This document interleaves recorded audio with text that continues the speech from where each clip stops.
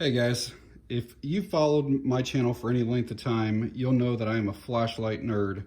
Right now, I currently have over 200 flashlights, and of those, I trust Olight enough that I keep them on my home defense pistols and then my home defense rifle. This is my daily carry right here. It's the M2R Baton 2. I've showed this in a video before. Like, this over here is my nightstand light. It's the M2T Warrior. I've been buying Olights for years, and most of the lights I buy myself. I did though have Skybin.trade from Amazon. They sent me this M2R Pro Warrior to take a look at and give my thoughts on. So that's what today's video is going to be about. Before I open this up, I wanted to show you guys the output and the runtime on this. And the most impressive thing to me is that high setting. That's 750 lumens for 160 straight minutes it can run. So that's almost 3 hours without stepping down at all. That's super, super impressive. Most lights that have that type of output, you're lucky if you're going to get 10 minutes of straight runtime before it starts to get too hot and it steps down. So almost 3 hours on the high setting. Very, very impressive. All right, getting the wrapper off here. And most of the Olight boxes now, they have the flap on the side. It's like a magnet. So that will pop open like that. And there's a little note to you there. I gotta pull this little yellow thing out. That one's in there tight. Alrighty. That's basically just a warning to let you know that there's a little insulating film that you have to remove from the battery. And then also it shows you that it works with their tail switch, pressure switch. So there's a holster. It looks like the light is in that. And then the other thing in here, looks like it's the charging cable, a lanyard, and probably the instructions. That's what that looks like, that booklet. All right, so let's get this stuff out here. Okay, so there are the contents out of the box. Like I said, the holster, manual, magnetic charging cable, lanyard, flashlight, and there will be a battery that I'll show you in there. Wanted to show you that they do have a new magnetic charging cable. These ones are 2 amps, and the old one, and you can see it has like a red bottom to it. Here's one of the old ones, and I don't know how well this will show up here, but the old ones were 1 amp. So basically the difference is that this will charge a whole lot faster, and you can use it on all your older lights as well. So let's get this opened up and get that protective sleeve out of there. Show you the battery that this comes with. This is probably the biggest advantage with this new light. So we gotta remove that.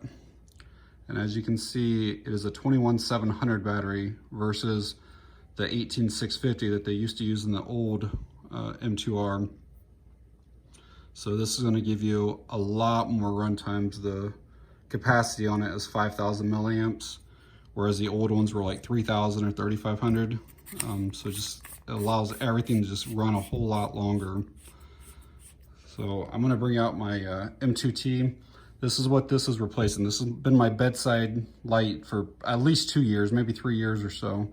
The new M2R Pro, it is a little bit bigger, but again, the battery is obviously bigger.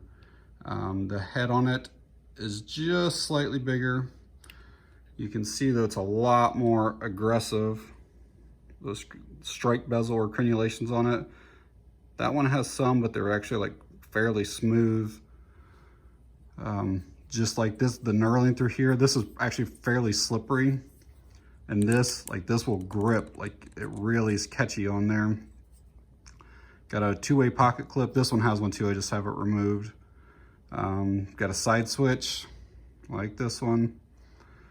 This one has a rubber button on the bottom, and this one has the metal to be able to allow it to charge.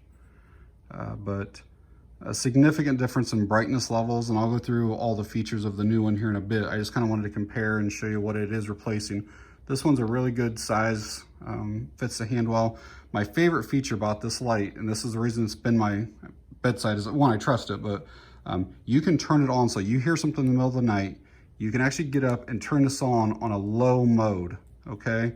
Then you can be walking through your house on this low mode, and then you hear something or you think you see something, and then while it's on, you can actually hit the button back here, and then it goes up into this turbo mode.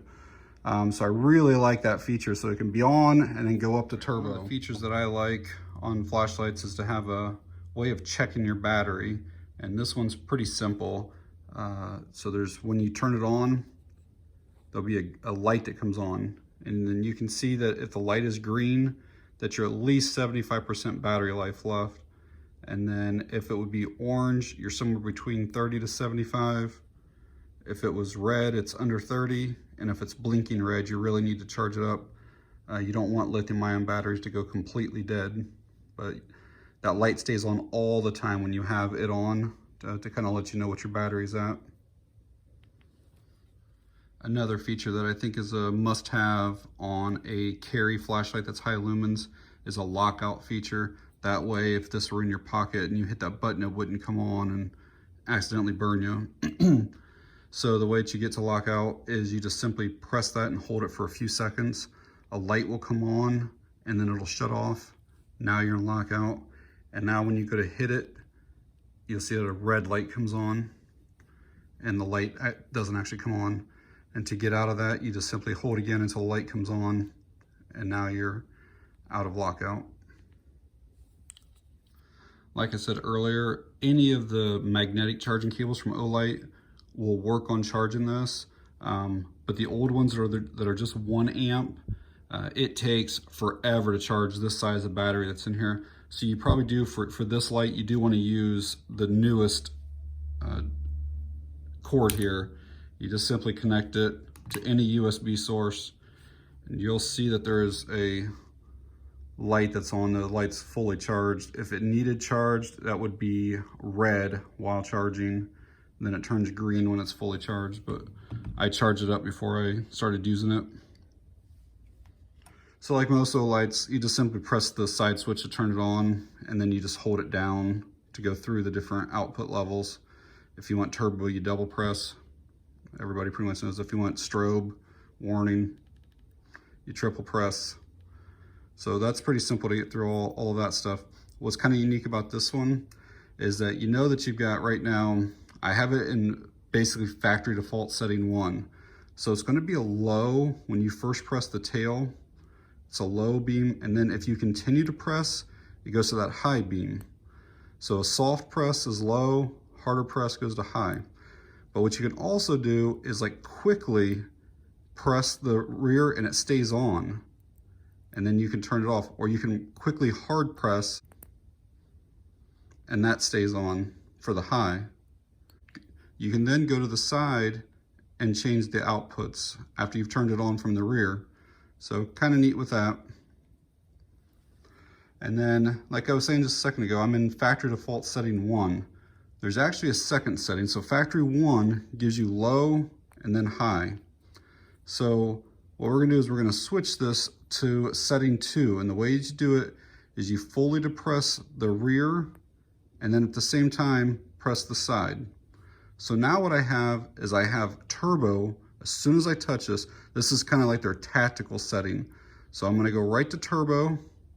And then if I continue to press, I now have strobe.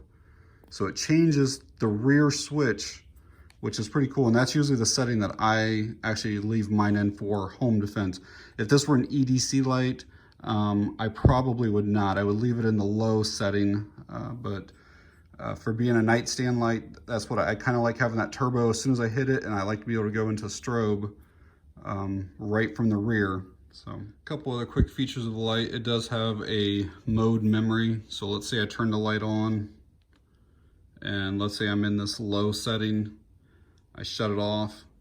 When I turn it back on, I'm in that same low setting. And then one of the other features is, obviously because it has the magnetic charging, it has a magnetic base. So you can see this is a fairly heavy flashlight, and that magnet is really strong. So,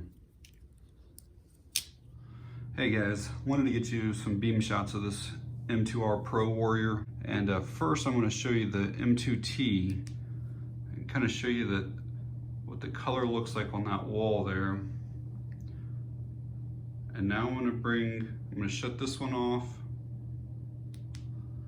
and bring this one on. And hopefully this is picking up enough.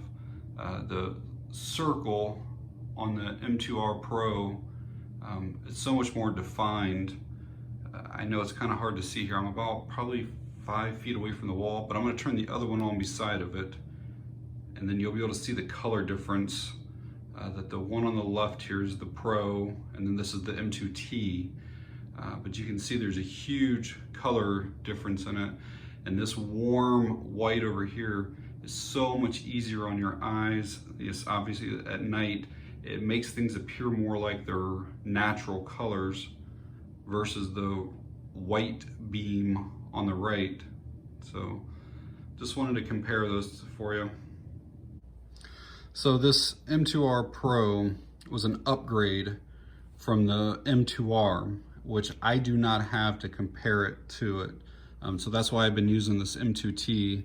It's a close comparison, but I think this was only 1200 lumens with an 18650, and this was like 1800 lumens with the 21700 battery.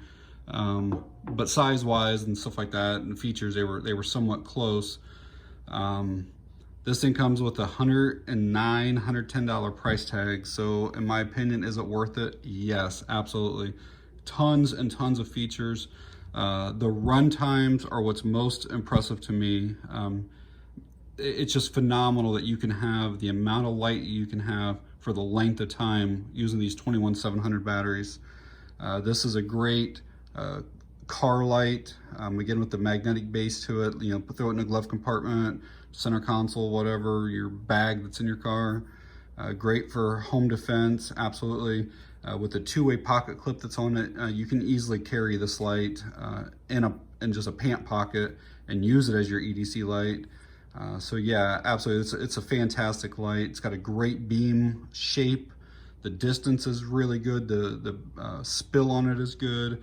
I love the color of the beam, especially at night. It's so much better for your night vision having those warmer temperatures on the beam. So overall, it's an absolutely fantastic light, and I do highly recommend it. Thanks for watching, guys. I appreciate it.